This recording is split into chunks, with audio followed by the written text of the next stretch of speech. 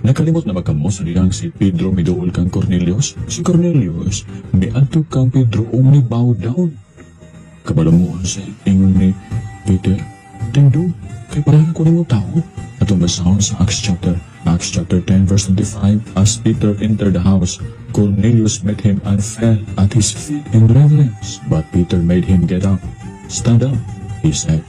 I am only a man myself. Tindo, tao lang ko. Mga isuon, kung si Peter nga tao, dili magpayukbo. Sa mga ng simento, dili po na siya magpayukbo.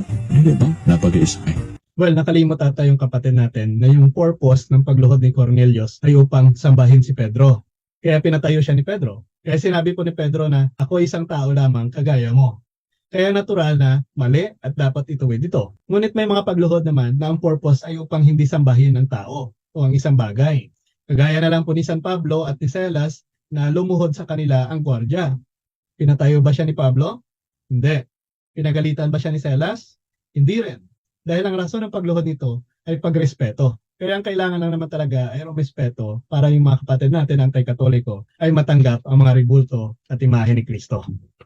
Naapag yung mga tao nga kapabilin og yukbo sa imahe ni Pedro. Santo Pedro, ginayukbuan ang imahe ni Santo Pedro. Sa Bible mga igsoon, si San Pedro nagaingon Tindo, susama lang ko nimo tao. Si Pedro dili gusto ito na tribihakon. Di niya gusto nga simbahon ang iyang kaugalingon. Usay mo ingon kita ba? Na ang Ginoo man ang gasugo sa atua nga maghimog mga ribulto. Siya gani ang katudlo nga maghimog ribulto sa mga tiyo. Ingon pa sa Exodus 25:18, huwag magbuhat ka o druha ka mga kirubin nga bulawan. Sa buhat nga sinalasal, pagabuhaton mo kini, diha sa daruha katumoy sa halaran sa mag-asig uli. Napagid sa Ezekiel 41 verse 17-18, nga gisugo kita sa Ginoo nga maghimo o inukit nga kirubin. Mga igsuon, pwede pala ang inukit ng kirubin. Bakit kaya mga sulpot na sekta ay walang kirubin sa kanilang kapilya? Inutos naman pala ito ng Diyos. Mga igsoon, ang kirubin ay imahe din ng anghel. Akala ko ba ipinagbabawal doon sa Exodo na bawal ang mga imahen, ang anumang mga larawan na nasa langit? So paano ito? Ang Diyos na ba ay lumabag sa kanyang utos? Hindi rin po, mga igsoon. Dahil hindi naman Diyos-Diyos ang kirubin, kagaya ng ipinagbabawal sa Exodo 20. Well, kung sa kapatid natin, malamang may contradiction. Kaya sa binasa ng konteksto, okay pala na gumawa ng ribulto basta kirubin. Pero kapag imahe na daw ng Diyos, ay bawal na. Saan talata kaya iyan na may specific na ipinagbabawal? Diba? Kayo huwag mag-interpret ng Biblia kagaya ng taong ito, na parang siya ang sumulat nito. Dapat pa rin na may gabay ng simbahan, dahil ang simbahan ang haligi at suhay ng katotohanan. Hindi po ang Biblia. Mga igsuon, inukit nga kirubin. Dili inukit nga Ginoo. Klaro ang mga igsuon ang konteksto. Dili kita mo gawas sa kung sa isugo sa Ginoo. Yes, nagsugo siya nga mag-ukit kita, pero ang ukiton, ang kirubin. Never ginagisugo mga igsuon sa Diyos nga maghimo kita inukit na larawan niya. Never daw na sinabi ng Diyos na gawan siya ng ribulto. Mga igsoon, never din naman sinabi ng Diyos na bawal siyang gawa ng ribulto o imahen. Dahil wala rin naman tayong mababasa na bawal gawa ng ribulto o imahen ang Diyos. Bakit kaya ipinagbabawal ng taong ito? Diyos na ba ito? Ang Ginoo hilig siya memorial, di ba? Sa Bible, ang pagani man batong ay patong-patong, 12 ka buo. Yung memory nga, ang Diyos nagtawag sa 12 tribes sa Israel, nilabay sila sa Jordan River. Ang Ginoo hilig siya mga memories, o magamit siya mga butang. Pero pag remember kaniya, wala siya nagsugo nga magbuhat o imahe niya. Ayun, pwede naman pala ang bato bilang memorial. Bakit kaya walang bato sa loob ng mga kapilya ng mga sulpot na sekta? Dapat kasi meron din ito kasi nabasa niya sa Biblia. Well, ewan ko lang ho, ang gulo kasi ng taong ito. Bawal ang imahen, pero pwede ang bato. Hindi pa siguro nabasa ng kapatid natin ang sulat ni Propeta Isaias. Pagkatapos ay magtatayo ako ng monumento sa lugar ng aking templo. Isusulat ang kanilang mga pangalan. Ayun naman pala, sa templo ng Diyos ay may mga monumento na may mga pangalan ng mga tao nito. Kaya tama na ang reklamo pagdating sa ribulto. Paggawa na lang kayo ng mga ribulto ng mga founder ninyo at sabihin na ang ribultong ito ay hindi sinasamba para klaro sa mga miyembro. Kasi naman confusing ang mga talata na ginagamit ay salungatan na. Abi mo, gusto ka masimba sa ato ang Ginoo? Magkasimba ka kaniya bisan pagwala kay gamito na ta. Bisan asa ka, magkasimba ka sa Ginoo. Nga naman, He is all-present God. Espiritu mo sa mga igsoon. He is an all-present God. Then hindi naman pala imposible na ang presensya ng Diyos ay sa pamamagitan ng mga ribulto din, kagaya na nangyari sa Kaba ng Tipan na may imahe o ribulto ng kerubin. Diba? Kumuyo po ka kani, diha nga wala imahe ni Narod. Nakakita ka sa nimo. Di na nimo kinahanglan pa ang imahe. Alam mo, ngayon pa ni Kristo, simbaha ang Ginoo sa Espiritu o sa kamaturan. Ingon niya sa John 4:24, ang Diyos Espiritu, ug ang mga magsimba kaniya, kinahanglan magsimba niya sa Espiritu o sa kamaturan. Ang Diyos po ay Espiritu naman talaga. Bakit kaya iniisip ng mga sulpot na sekta na ang rebulto ay Diyos? Nariyan ba sa kanilang doktrina yan? Nako po, maling turo po yan na itinuturo sa tao na ang rebulto ay Diyos dahil magiging Diyos-Diyosa na yan. Ang itinuturo po sa mga Katoliko, ang rebulto ay icon lamang ni Kristo at hindi po ito Diyos.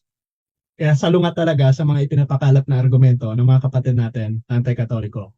Usay maingon kita, nga naman lang yun nagsuguan na Ginoo ang Moses nga buhat og Blazing Serpent aron mapinakan sa ilang bitin maulian. Kung mulantaw sila sa Blazing Serpent, maulian ilahang saan? Sultin. Now, mga igsuon balikon ko, ang gisugo sa Ginoo nga ipabuhat Blazing Serpent, dili iyang imahe. Ayun naman pala, pwede rin pala ang imahe ng ahas, kagaya ng ginawa ni Moises. Bakit kaya wala silang imahe ng ahas sa loob ng kapilya nila? Di ba? Pag imahe ng ahas, pwede. Pag imahe ni Kristo, bawal na.